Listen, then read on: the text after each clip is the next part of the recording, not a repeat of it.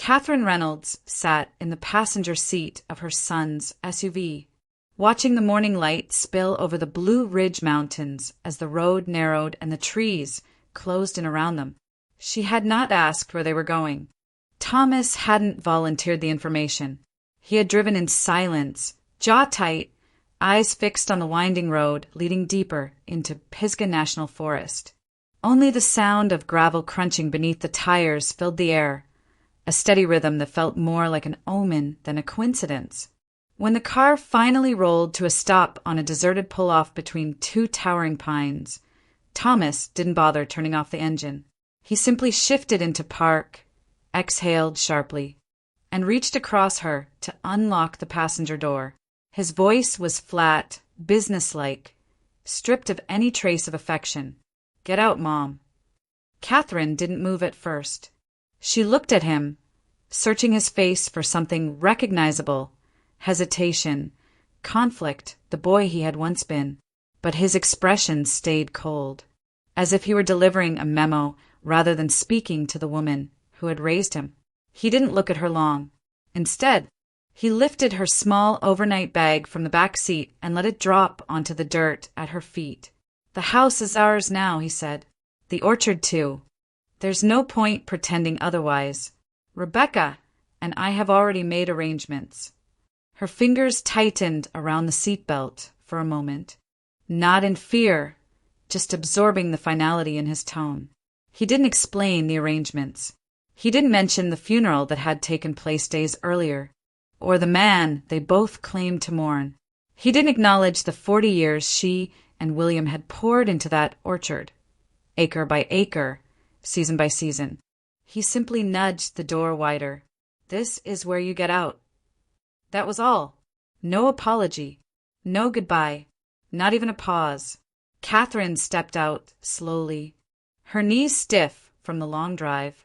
The mountain air was cold, crisp, carrying the familiar scent of pine sap and damp earth. She stood with her small bag at her feet, wearing the same black coat she had worn to William's memorial service. Before she could close the door, Thomas pulled it shut himself, cutting off even the illusion of choice. He didn't meet her eyes as he shifted the car into drive. The tires spat gravel. The SUV swung back onto the road, and within seconds he was gone, swallowed by the trees, the sound of the engine fading into the vast, indifferent silence of the mountains. Katherine remained still, watching the empty road as the realization settled over her. No phone, no wallet, no car. Just a bag with a few clothes and the echo of her son's last words. For a moment, she waited for the expected wave of panic, the trembling, the desperate confusion she should have felt after being abandoned miles from town. But instead, something else rose in her chest, quiet, steady, undeniable. Clarity. This betrayal hadn't begun on this road. It hadn't begun last week or even last month. It had been years in the making, a slow erosion disguised as distance, busyness, practicality. Today wasn't the beginning. It was simply the moment she could no longer ignore the truth. She took a breath, the cool air grounding her. Shock sat heavy in her limbs, numbness settling behind her ribs. But beneath it all was something strange, almost liberating. The worst had already happened, and now, standing alone on that mountain road, Katherine realized she was no longer afraid. She picked up her bag and started walking. Katherine's footsteps along the mountain road faded into the background of her thoughts, giving way to memories that rose with the same quiet insistence as the morning mist drifting over the Blue Ridge foothills. The silence around her felt almost familiar, because for years, silence had been the space where she carried everything she couldn't say aloud. 40 years earlier, she and William Reynolds had stood on a patch of land that was more rocks and weeds than soil, believing, perhaps foolishly, that they could turn it into something that would last. They built the orchard tree by tree, planting saplings with their bare hands, nursing them through storms, droughts, insects, and seasons when nothing seemed to grow. William had always said that the land would take care of them if they took care of it first. And for a long time he was right. Life had been simple then, honest, the kind of life that left you tired but satisfied at the end of the day. Katherine could still picture William brushing dust from her cheek, laughing about the crooked rows they planted in their early years, convinced no one but the birds would ever notice. Those days felt as close as yesterday and as far away as another lifetime. But the orchard changed when William's health began to fail. The first symptoms had been small. Fatigue he shrugged off, stomach pains he blamed on age. The kind of quiet discomfort a hard-working man learns to live with. Katherine had seen more than he said. She knew his body was telling him something he didn't want to hear.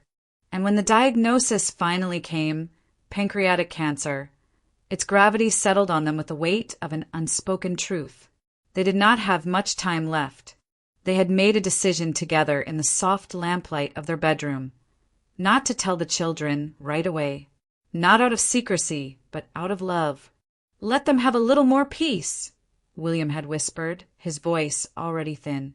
"They'll come soon enough when it's time." Katherine agreed, even as her heart tugged in protest. She wanted Thomas and Rebecca close. She wanted them to care. But they had their own worlds seemingly drifting farther from hers with each passing year. Thomas lived in Atlanta, buried in corporate deadlines and impossible schedules. His visits had dwindled from holidays to occasional weekends, and then to brief, obligatory stops when business brought him close enough to justify seeing his parents. He always arrived with the air of a man checking off a task, glancing at his watch more than their faces. Rebecca wandered between wellness retreats, spiritual detox centers, and experimental life resets. Every new beginning required money, and every end came with another dramatic announcement about how she was finally evolving. Katherine used to worry. Later, she simply grew tired. In William's final year, the house grew quieter. Katherine's days were spent managing medication schedules, soothing pain, and sitting beside her husband in the orchard he loved. The children came only at the very end after she insisted. Even then, their arrival brought tension instead of comfort.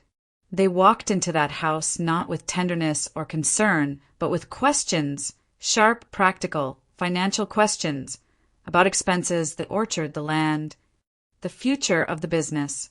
Katherine had stood beside William's bed, listening to their voices rise and fall, realizing that somehow, somewhere, the lines between family and obligation had blurred into something cold. And now, standing alone miles from home, she understood with painful clarity their absence during William's final year had been the first betrayal. Thomas leaving her on that remote road was merely the last confirmation. After William's funeral, the house felt hollow in a way Katherine hadn't been prepared for. The air still carried the faint scent of the cedar oil she used to rub into his hands when the pain grew too sharp. His boots still sat by the door. His hat still hung on the hook he'd used every day for 40 years. The orchard outside the window rustled in the wind as if waiting for him to walk its rows again. But the first people to break the silence were not neighbors offering condolences. It was her own children. Thomas arrived first, stepping into the kitchen with the crisp confidence of a man accustomed to steering meetings, not comforting a grieving mother. Rebecca followed, makeup smudged from tears that looked more dramatic than heartfelt. They exchanged a brief glance, as if rehearsing something, before Thomas pulled out a folder and placed it on the table. "We need to handle a few things," he said, his voice smooth and firm. "It's better to get it out of the way quickly." Katherine didn't sit. She felt the wrongness before he even opened the folder. Thomas slid a printed document toward her. Dad made a will. He left the orchard and all associated property to Rebecca and me. The words hit her like a sudden drop in temperature. She lifted the paper with trembling fingers. The format was wrong, the language stiff, nothing like the documents she and William had signed over the years. But it was the signature that stopped her cold. William's name appeared in a clean, confident line across the bottom. Sharp, steady, unbroken. It was impossible. Near the end, William couldn't hold a pen without his hand quivering. She had guided his fingers just to sign hospice consent forms. Yet here, before her, was a signature from a man who no longer existed in that steady-handed form. "This isn't his," she murmured. Thomas leaned back, arms crossed. "Mom, please. We're trying to make this easier. You don't have to worry about the orchard anymore." Rebecca jumped in, her tone sweetened with fabricated empathy. "It's outdated, Mom. It's too much for you. You're almost 70, the equipment is old. The land requires constant maintenance." Katherine didn't look at her. She couldn't. "We've found a developer," Thomas continued, ignoring her silence. "They want to build a luxury mountain retreat. 7 figures. We're finalizing everything. This is an opportunity for everyone." Everyone, meaning themselves. Rebecca placed a manicured hand on her mother's arm. "There's a great assisted living place we found. Sunridge Haven. They have activities, nurses, meal plans. You'd love it." The touch felt foreign. The words felt rehearsed. The betrayal felt familiar. Katherine didn't argue. She didn't raise her voice. She simply let the room grow still as a part of her quietly broke off and drifted away, taking the last remnants of her hope with it. She understood now. This wasn't sudden. This wasn't about practicality. This had been building for years, hidden beneath excuses, distance, and polite avoidance. Her children weren't revealing a plan. They were revealing themselves. And as they talked over each other, about developers, timelines, renovations, profit, Katherine stood there realizing that Thomas and Rebecca had crossed a line they would never be able to step back from. That night, long after the neighbors had gone home and the condolences had quieted, the house settled into an uneasy stillness. Katherine moved through the room slowly, turning off lamps, touching the back of William's chair, feeling the absence of him echo in every corner. She was heading toward her bedroom when she heard it, the low hum of voices drifting up from the kitchen. Thomas and Rebecca. She paused at the top of the staircase, careful not to let the floorboards creak. Their voices were sharp with urgency, not grief. Thomas spoke first, his tone clipped, the way he sounded when discussing business deals. "We need to move fast. The developer wants the land cleared before they draw up final contracts." Rebecca whispered something Katherine couldn't catch. But the fear in her voice wasn't for her mother. It was for the money, the timelines, the debts she'd never admitted to. Thomas lowered his voice even further. "We just need her out of the way. A few weeks at Sunridge Haven, and we can sign everything." Sunridge Haven, the retirement facility Rebecca had mentioned earlier, wrapped in the language of care but meant for convenience. Katherine felt each word settle heavily in her chest. They weren't even trying to hide it. They weren't wondering how she felt or whether she could stand losing her home of 40 years. They were planning her removal like she was a logistical step in their business deal. She backed away, quietly, returning to her bedroom with the steady steps of someone who had already known the truth, even before hearing it spoken aloud. As she lay down on her bed, the same bed she and William had shared, the same quilt she'd sewn decades earlier, she stared at the ceiling, knowing tomorrow would bring the confrontation they'd been avoiding. But she would not break first. The dawn arrived gray and cold. Katherine had barely slept when she heard the clatter of drawers, the thud of footsteps, the muted exchange of her children's voices. When she stepped out into the hallway, she found a small rolling suitcase waiting at the bottom of the stairs, neatly zipped and clearly packed by someone else. "We're leaving soon," Thomas said, standing by the door as though he were escorting a client, not his mother. "Sunridge Haven is expecting you." Katherine's voice was calm. "I need to get my medication." Rebecca smiled with forced gentleness. "Of course, Mom. Take your time." She climbed the stairs with slow, deliberate steps, not to gather medicine, but to retrieve something far more important. Behind the dresser mirror lay a small fireproof lockbox William had insisted on keeping just in case. Inside were documents he'd prepared before his health declined, deed records, land titles, and proof of acreage purchased under her maiden name, land that legally belonged to her and only her. She held the box against her chest for a moment, feeling its weight, not heavy but decisive. Then she slipped it into her large shoulder bag and headed downstairs. Thomas didn't ask what she carried. He didn't even notice. The drive began in silence, winding through mountain roads Katherine knew by heart. She recognized the shift when the asphalt changed to gravel, when the forests grew denser, when the houses disappeared and the world narrowed to a single road cutting through wilderness. That was when Thomas slowed the car. The vehicle rolled to a stop at a lonely bend in the road, a place where even cell service disappeared. Rebecca stared straight ahead, her face composed, as if she were forcing herself not to look at her mother. Thomas got out first.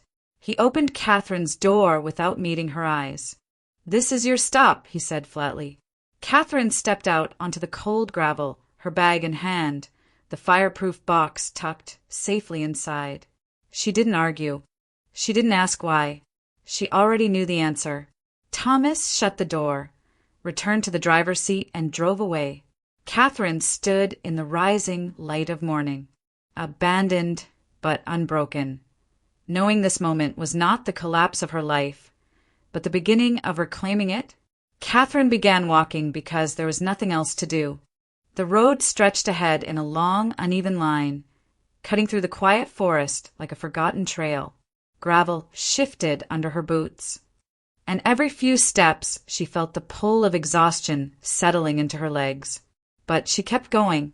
The cold morning air bit at her cheeks, and the trees whispered in the wind, the only witnesses to what had happened on that deserted mountain road.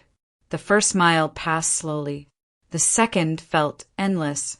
By the third, her knees ached and her shoulders throbbed from the weight of her bag. Still, she pressed onward. Guided by memory, she knew these mountains. Somewhere beyond the curve of the ridge was a small gas station, the kind that locals relied on for fuel, sandwiches, and the occasional piece of gossip. If she could reach it, she could figure out what came next. By the time she finally saw the weathered sign reading Whitford's Gas and Market, her breath came in short, painful bursts. She pushed open the door, and the bell above it chimed with a thin, familiar ring. Behind the counter, Gary Whitford looked up from a stack of invoices. His eyes widened in recognition, then concern. "Katherine Reynolds? Good Lord, are you all right?" She tried to answer, but her voice cracked. Gary didn't wait for an explanation. He hurried around the counter, guiding her to a chair near the old wood stove in the corner. The warmth seeped slowly into her bones, loosening the tightness in her chest. "Sit here," he said gently. "I'll get you some water." He returned with a bottle and watched her drink, his forehead creased with worry. "You look like you walked half the mountain." 3 miles, she murmured. Gary let out a low whistle. "What on earth happened?" Katherine shook her head. "I just need to use your phone." He didn't press. Instead, he brought out the old landline they kept for emergencies and placed it on the table beside her. She dialed Judge Walter Pierce's number with trembling fingers, praying he hadn't changed it. He picked up on the third ring. "Hello." "Walter, it's Katherine." The silence on the other end tightened. "Katherine, I've been trying to reach you for days. Your phone's been disconnected." And Thomas, he submitted a will to probate court. A very questionable one. You were supposed to appear. She swallowed hard. "I never saw any will, and I need to meet with you, privately." His voice dropped. "Where are you?" "At Whitford's Gas. I'll be there in under an hour." When she hung up, her hands were still trembling, not from fear, but from a sense of something shifting back into place, something steady. Gary noticed. He retrieved a thick flannel coat from behind the counter. "Take this," he said. "Nights get cold up here." She stared at him, overwhelmed. "Gary, I can't." "Yes, you can. And here." He placed a warm sandwich wrapped in foil beside her. "You need to eat." Katherine felt a tightness in her throat, not from pain, but from the stark contrast. Her own children had left her on the side of the road, and yet this man, someone she'd spoken to only in passing over the years, had offered her more care in 15 minutes than Thomas and Rebecca had shown in months. For the first time all morning, Katherine felt something close to safety. Walter Pierce's office in Asheville sat on the second floor of an old brick building overlooking Pack Square, the kind of place that carried a quiet dignity, solid wood furniture, framed case documents, shelves lined with law books worn at the edges. When Katherine stepped inside, carrying the bag that held everything she had left, Walter rose from behind his desk with an expression that blended relief, worry, and disbelief. "Katherine," he said, motioning her to sit, "what on earth happened to you?" She lowered herself into the chair opposite him, feeling the weight of the morning settle into her bones. "I was abandoned," she said quietly, "by Thomas. He drove me up into the mountains and left me there." Walter's jaw set in a hard line. "That's a criminal act. Elder abandonment." "Did he say why?" Katherine let out a breath that felt older than she was. "Because of a will. A forged one." Slowly, carefully, she told him everything, William's decline, their decision not to burden the children with the details, the way Thomas and Rebecca had drifted further each year, the tension during William's final days, and the confrontation that followed the funeral. She explained how Thomas had shoved a document in front of her, insisting William had left everything to them, how the signature had been too neat, too steady to be real. Then she told him about last night, the whispered plans, the decision to move her out of the way, the packed suitcase, and the cold drive into the mountains that ended with her standing alone on gravel and watching her son disappear. Walter listened without interrupting, though his expressions shifted: anger, shock, then something sharper, more focused. When she finished, he leaned back in his chair and exhaled slowly. "They thought you'd simply disappear," he said, "and they'd walk into court with a forged will and walk out with your entire estate." Katherine reached into her bag, pulling out the fireproof lockbox. Her hands shook only slightly as she set it on his desk. "William prepared something before he got too sick," she said. "He didn't tell the children. He didn't want them to start circling. He kept all of this hidden with me." Walter opened the box, lifting out the documents one by one. His eyes widened. "Good Lord!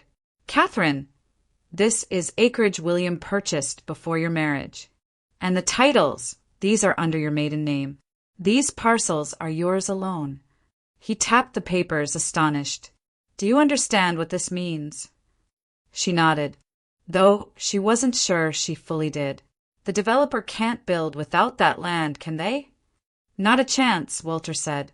"Their entire project depends on contiguous acreage. Without your parcels, the plan falls apart. Thomas must not have known these existed." A long silence followed as Walter organized the papers into careful stacks. When he looked up again, his expression had shifted. Not pity, but purpose. "Katherine," he said, "you are not powerless. You have more leverage than you realize."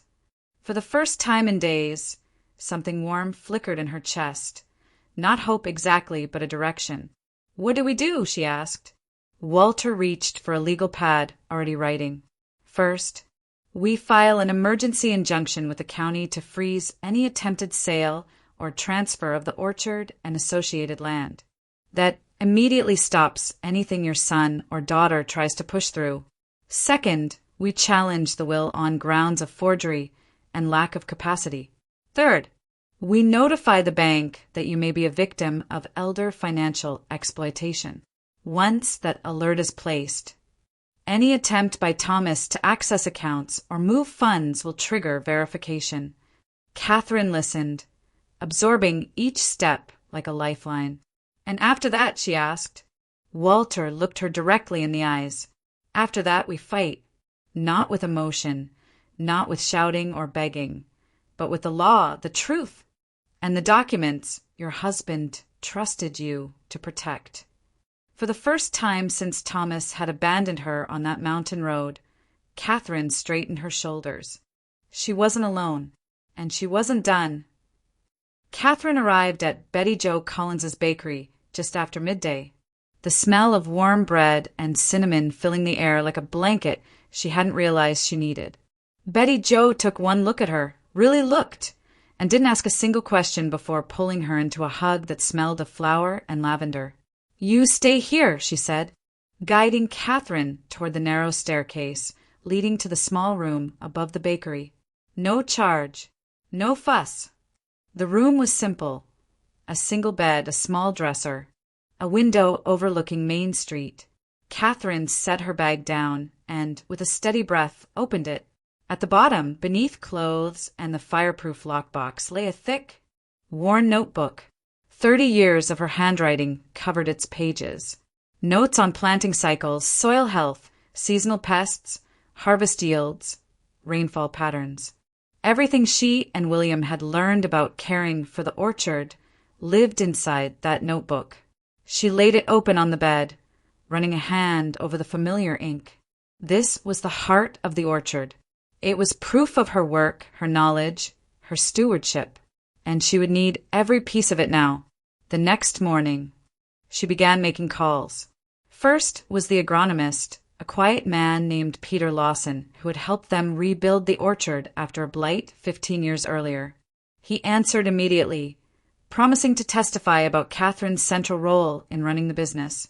Your kids think they know that orchard better than you, he said. They don't know a quarter of what you do. Next was the former bookkeeper, Elaine Porter, who confirmed she still had copies of old financial records showing Katherine's consistent involvement. Elaine didn't hesitate. If they're trying to take that farm from you, I'll stand with you, she said. William trusted you more than anyone. Then came the neighbors, people who had lived along the county roads for decades. People who remembered buying their first bags of apples from Katherine and William before Thomas and Rebecca were even old enough to run the cash register. Every conversation felt like a stitch repairing a torn seam. Just say the word, they told her. We'll be there. Environmental consultants responded too. They remembered the orchard's sustainable practices, the soil conservation projects William had championed. They offered documentation, reports, anything that might help. But it was Sophie Hall, the local reporter, who brought the first spark of light. Sophie arrived at the bakery one afternoon, camera slung over her shoulder, notebook ready. She listened as Katherine told her story, the truth, without dramatics or embellishment. Sophie's expression shifted from curiosity to determination. People need to know this, she said. They need to know what's happening to you, to the orchard. 2 days later, Sophie published an article titled, A Family Orchard at Risk, Mother Battles for Sale. It spread quietly at first, shared in church groups, whispered about at the farmer's market, passed among volunteers at the local library. By the end of the week, nearly everyone in Hendersonville had heard, and something began to shift. Customers dropped off groceries at the bakery with notes that simply read for Katherine. Neighbors stopped by asking if she needed rides. Letters mailed, forms delivered. Farmers she hadn't spoken to in years called offering equipment, labor advice. There were no grand speeches, no spotlight moments. Just steady, deliberate support, like roots binding the earth beneath a tree, unseen but essential. Katherine felt the weight of what she had lost, but for the first time, she also felt the strength of what she still had. Katherine was reviewing the orchard's old financial records in the quiet room above the bakery when the prepaid phone Walter had purchased for her began to buzz. The number flashing on the screen was unfamiliar, but the insistence of the call told her everything she needed to know. She answered anyway. "Hello." Thomas's voice erupted through the receiver, sharp and furious. "What did you do?" Katherine didn't flinch. "I'm not sure what you're referring to." "Oh, don't play dumb, Mom." His breath came hard as if he'd been pacing. "The accounts are frozen. The sale is on hold. The developer's lawyers said there's an injunction from the county. You're sabotaging everything we've worked for." Katherine let the accusation settle. "We've worked for." The phrasing stung, not because it was cruel, but because it was so profoundly untrue.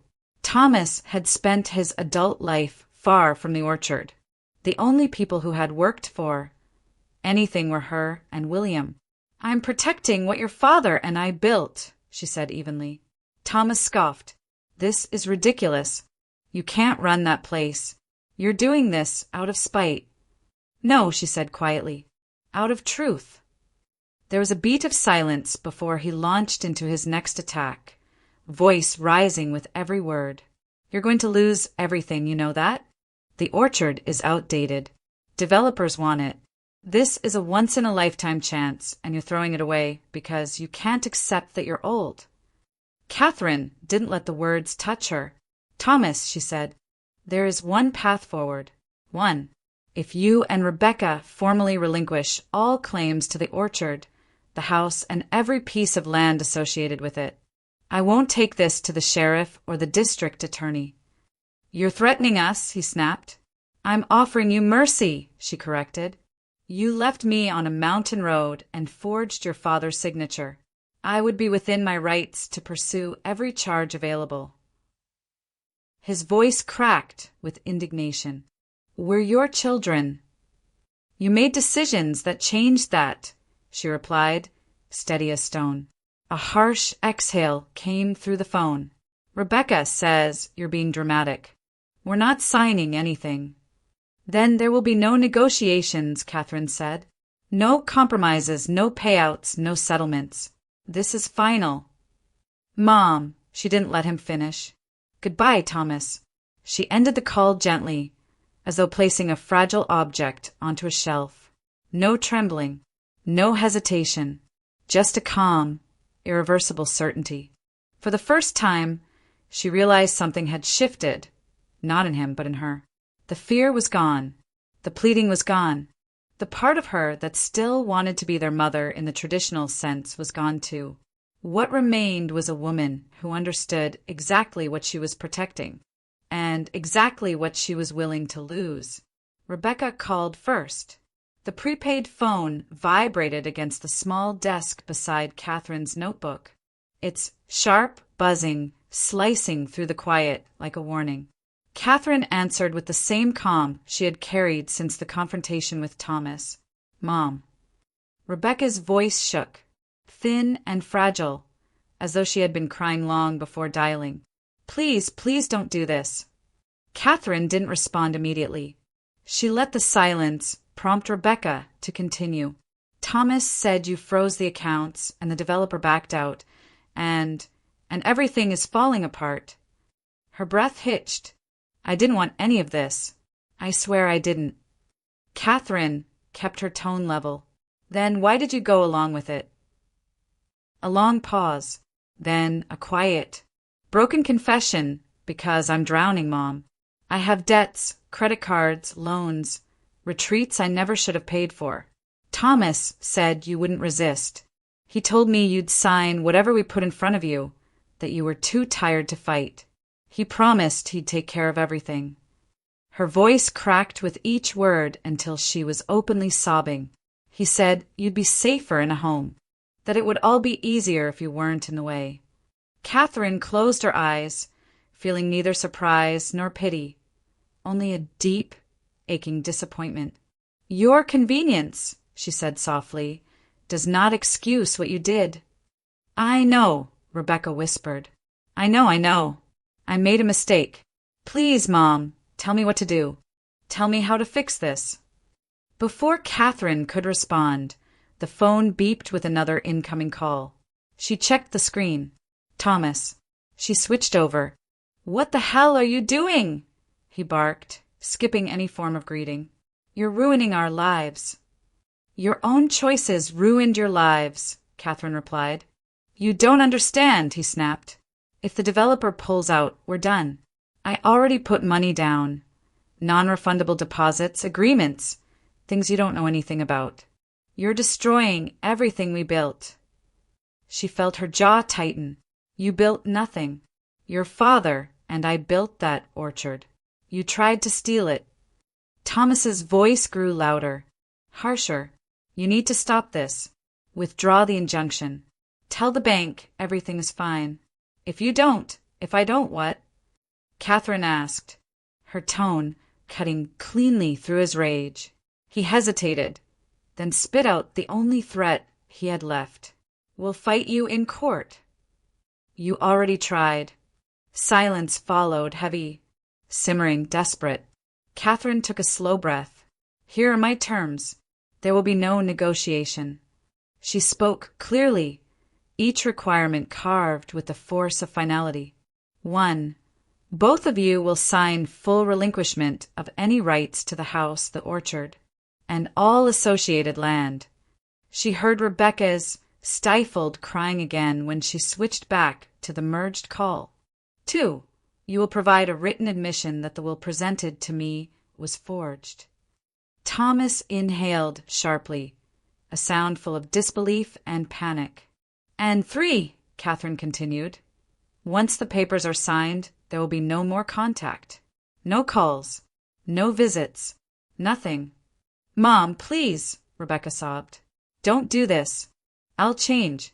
I'll get help. This is not punishment," Katherine said. "This is protection. For me." Thomas tried to recover his earlier bravado. "You can't cut us out of your life. We're your family. You ended that the moment you left me on that mountain road." Neither spoke after that. Katherine let the silence linger before delivering the final line, steady and irrevocable. "You have 24 hours." She ended the call without waiting for a reply. Walter Pierce's office felt unusually still that morning, as if the building itself understood the weight of what was about to take place. The blinds were half drawn against a gray Asheville sky, and the thick legal files on Walter's desk formed a quiet fortress between past and future. Katherine sat beside the window, her hands folded neatly in her lap, her expression calm, almost solemn. This was not a victory march. It was an ending. The door opened without a knock. Thomas and Rebecca stepped inside, looking nothing like the polished, confident adults they projected to the world. Thomas's suit was wrinkled, his hair uncombed, dark circles carved beneath his eyes. Rebecca's mascara had smudged into faint shadows, and she clutched a handbag like a life raft. Neither made eye contact with Katherine. Neither spoke. Walter greeted them with professional neutrality. "Thank you for coming. We'll make this brief." He motioned to the conference table, where 2 sets of documents waited. The first stack contained quitclaim deeds relinquishing all rights to the house, orchard, equipment, and acreage. The second contained written admissions stating that the will submitted to probate court was not legitimate, that the signature was not William Reynolds's, and that Katherine had never seen the document prior to the funeral. Thomas stared the papers with clenched jaw muscles, the last embers of defiance flickering beneath exhaustion. "Do we really have to sign all of this?" he muttered. Walter didn't blink. "Yes, you agreed to the terms. These documents make it legally binding. If you refuse, we proceed with criminal charges and a full civil suit." Rebecca's voice trembled as she whispered, "I just want this to be over." Walter slid a pen across the table. "Then begin." For a moment, no one moved. Then Thomas picked up the pen and signed, anger in every stroke, pressure so hard the tip nearly tore the paper. Rebecca followed, her signature tiny and shaky, as though she could somehow make herself smaller through ink alone. When they were done, Walter gathered the documents with steady hands and placed them into an envelope. The finality of the gesture carried more sound than any words spoken that morning. Katherine rose from her seat. Her voice, when it came, was quiet but unwavering. "From this moment on, neither of you are welcome in Hendersonville. You are not to come to the orchard, the house, or the land. You will not contact me. Not for apologies. Not for explanations. Not for anything." Thomas looked up then, not with remorse, but with something closer to disbelief, as if he had never expected her to stand firm. Rebecca pressed a trembling hand to her mouth, tears threatening again. But neither argued, neither apologized, neither tried to undo what had been done. They simply turned and walked out. No farewell, no pause at the doorway, just the soft thud of footsteps fading down the hall. When the door clicked shut behind them, the room felt larger, emptier. Walter exhaled slowly and gave Katherine a respectful nod. "It's done. The orchard is legally yours again." Katherine lowered herself into the chair, the quiet settling around her like a blanket. She felt no triumph, no rush of satisfaction, only a deep, steady sense of closure, an ending she hadn't sought, but now finally understood she needed. Outside, the sky began to clear, a sliver of sunlight breaking through the clouds.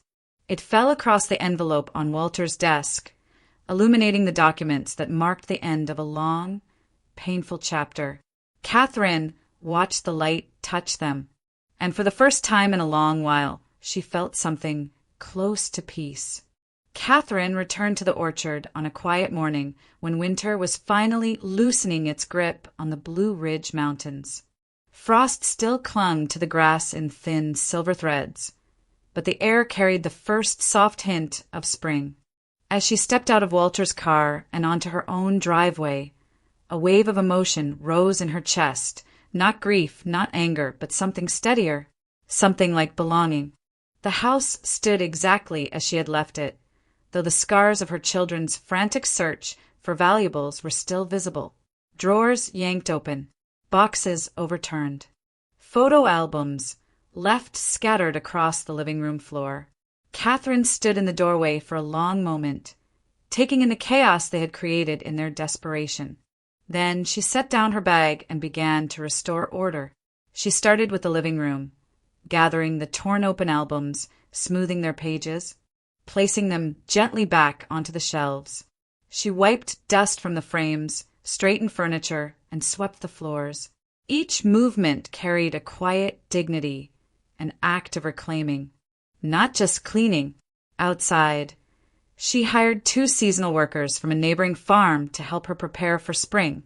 Together, they cleared fallen branches, trimmed damaged limbs, repaired fences, and checked irrigation lines.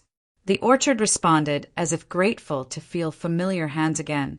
Buds swelled on the apple trees earlier than expected, pink and white blossoms bursting open in soft clusters. Katherine stood beneath the branches one morning, petals drifting around her like confetti, and felt something she hadn't felt in years: connection. She opened a small farm shop in the renovated shed near the road. It was nothing fancy, just hand-painted signs and wooden shelves William had built long ago. But customers came, neighbors, hikers, tourists passing through. They bought fresh cider, jars of preserves, loaves of Betty Jo's bread, bundles of dried herbs Katherine tied with twine. People lingered, talked to her, asked about the orchard. Every conversation stitched her a little more firmly back into the community she thought she had lost.